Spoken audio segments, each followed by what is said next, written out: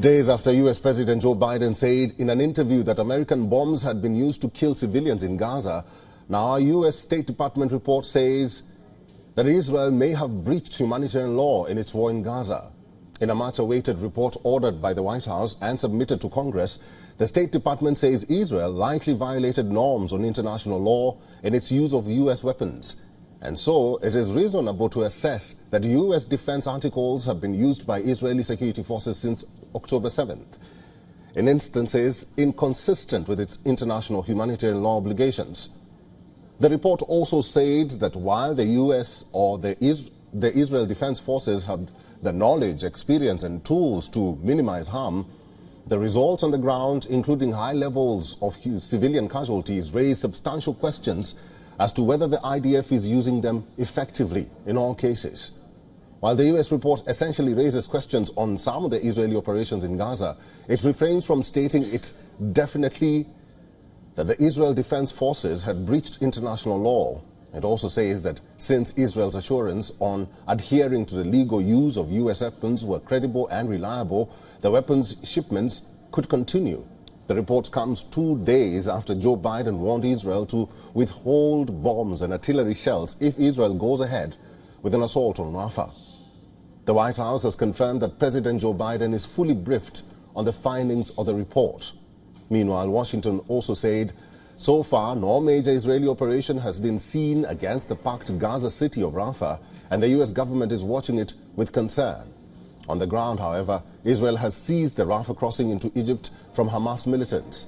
The closure of the border has raised new concerns about aid delivery into Gaza, where the United Nations has warned of famine risks.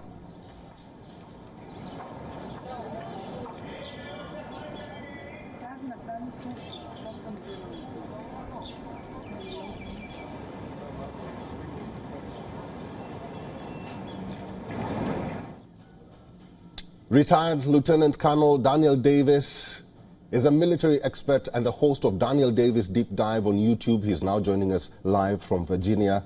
Colonel Davis, welcome to the program and thank you very much for making time for us. It's good to see you.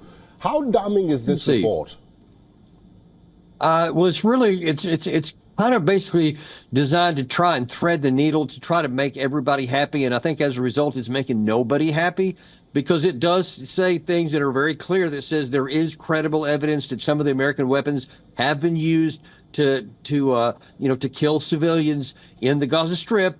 And then in the same report says, but there's not enough evidence for us to conclusive, so we're going to keep giving the weapons. So it's like President Biden goes on CNN last night and, makes this big statement about how he's going to withhold weapons if they use them to kill civilians in the Gaza Strip. Then you have the Israeli parliament today, or their war cabinet, say that they have decided they are going to go in there to do that. So it's kind of just a big mess about what does the United States actually mean when they say these things, and will they ever stop weapons shipments to Israel?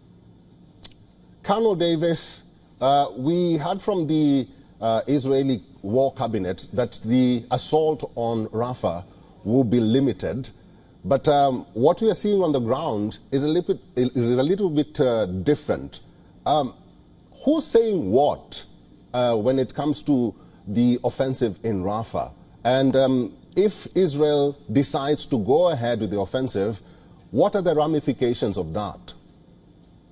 Well, everything is in the eye of the beholder, and Israel has throughout this war said one thing and kind of done something different. And very often they say, this thing is happening right here when it's not, or this is not happening and it is, and it's self-evident. So really all you can go by is what's actually happening on the ground. And we know they approved the operation today. We know that there has been airstrikes every day into the Rafah area, even before any of these people are trying to get out.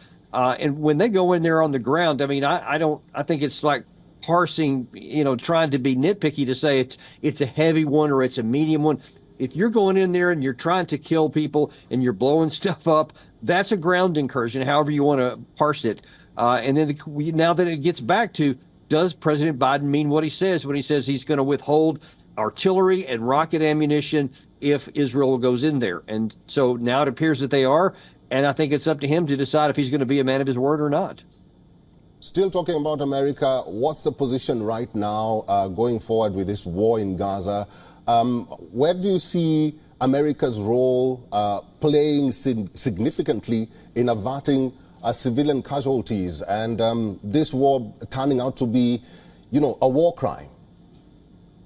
Well, look, as I've been saying on your program many times before, the path that Israel is on right now, that Netanyahu has committed his country to militarily, cannot be achieved. They cannot bring peace to their people by the military means they're employing here because so many people are being killed.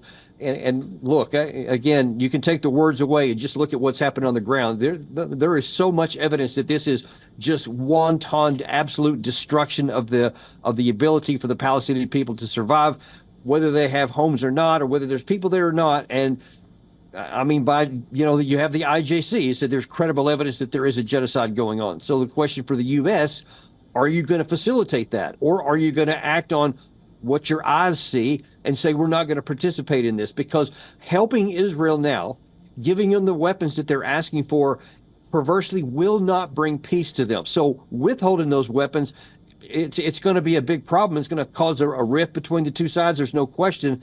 But without those weapons and without those ammunition, Israel can't continue on at the same pace that it's been going, and therefore people won't be killed at the same pace. And again, I keep getting back to it. It just depends on what the United States is going to do with its credibility and its word.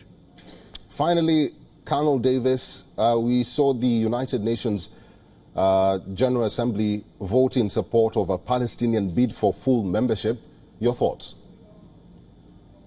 Well, look, I mean, the United States with its words says that we believe in a two-state solution, and now here presented with a golden opportunity to put action to those words, we punted again and said no. We were one of 9 states out of the entire globe that said no. And look, I just worry for our country because we're just getting on the wrong side of history. We're getting on the wrong side of our own values. And the rest of the world is continuing to move in a direction of that there needs to be a peace in this. There needs to be a solution for these people. And right now, Israel doesn't want to give the Palestinians any hope for self-governance, much less a state of their own. And, we're just not on the right side of this. I'm afraid I can't put it any better than that. All right. I've been talking to retired Lieutenant Colonel Daniel L. Davis, who is a military expert and the host of Daniel Davis Deep Dive on YouTube. Colonel Davis, thank you. Always my pleasure. Thank you. For all the latest news, download the WION app and subscribe to our YouTube channel.